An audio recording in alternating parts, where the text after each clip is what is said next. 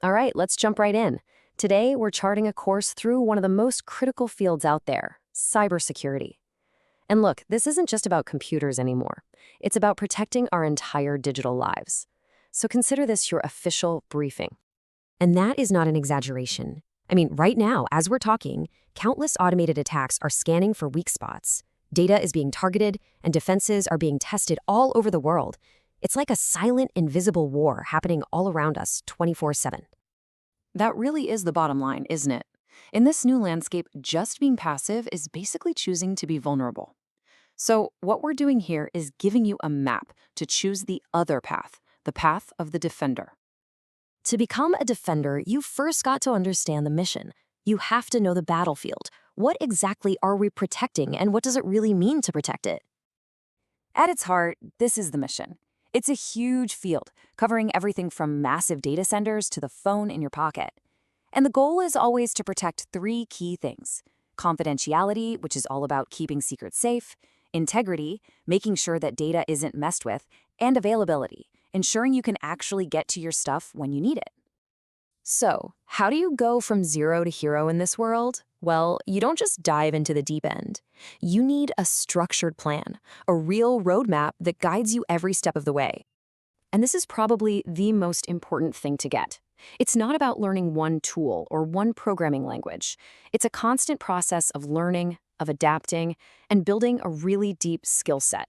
It's a marathon, not a sprint, for sure. So here it is. This is the whole journey laid out for you in 6 clear stages.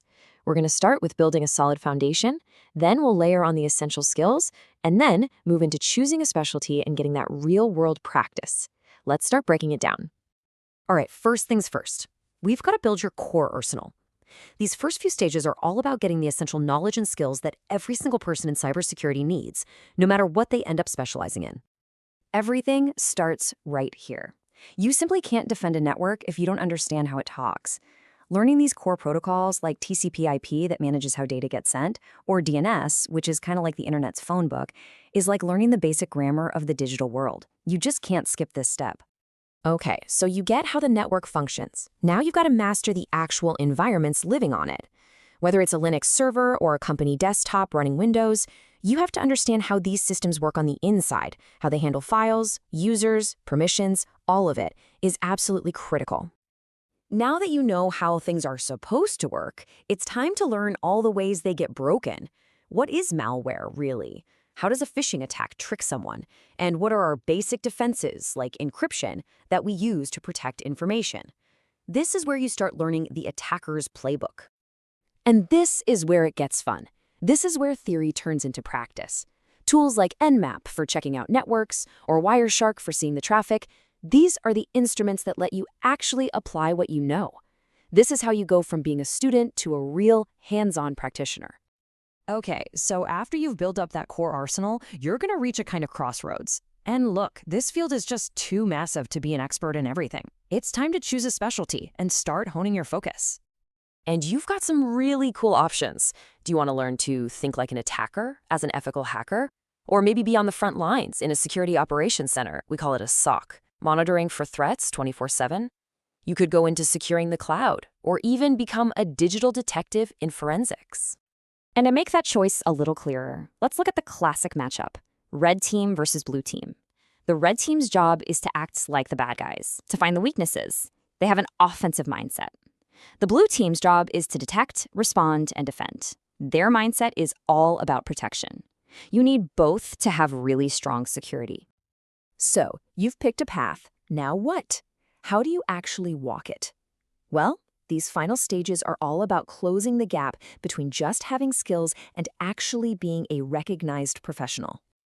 I can't stress this enough. Practice is everything. You have to get your hands dirty. Things like online labs and capture the flag competitions are like your virtual gyms. There are even bug bounty platforms where you can test your skills on real companies and actually get paid for finding real-world problems. And finally, you've got the skills, you've put in the practice. But how do you prove it to an employer? Well, that's where certifications come in. They're like a standardized stamp of approval. Something like Security Plus is fantastic for your fundamentals, while a cert like the OSCP is a tough, hands-on exam that proves you can really perform under pressure. Okay, let's just pause here for a second because this might be the most important mindset shift you can make. The pop culture image of a hacker in a dark hoodie, that's a tiny and often illegal piece of a much, much bigger picture. This. This is the real heart of a cybersecurity professional. You learn the tools and techniques of an attacker not to cause chaos, but to build better defenses. You learn to anticipate their moves so you can build stronger walls. It is a defender's discipline. That's the whole game. So let's bring it all home. Here's your final briefing. Don't get overwhelmed by this whole roadmap. Just start with stage 1. Be consistent. Even a little bit of learning every day adds up to a lot. And always remember, this is a career with a very real purpose. So there you have it. The map is laid out right in front of you. We've shown you the path from beginner to expert.